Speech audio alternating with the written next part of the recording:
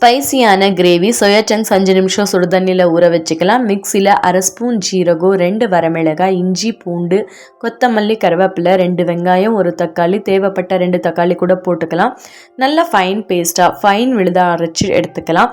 So அதை இப்போ ஒரு பேனில் 1/2 ஸ்பூன் இல்லை 1 ஸ்பூன் எண்ணெய் போட்டு ஜீரகம் பிரிஞ்சலை போட்டு 2 வெங்காயம் சேர்த்து ஃப்ரை பண்ணிக்கிறேன். அரைச்சி வச்ச விழுதியும் சேர்த்து ஃப்ரை பண்ணி 5 நிமிஷம் மூடி வச்சு திறந்து அதில் தேவைப்பட்ட சால்ட்டு, ஊற வச்ச சோயா சங்க்ஸ் அதையும் சேர்த்து தேவைப்பட்டால் இன்னும் கொஞ்சம் கூட சால்ட்டு சேர்த்துக்கலாம்.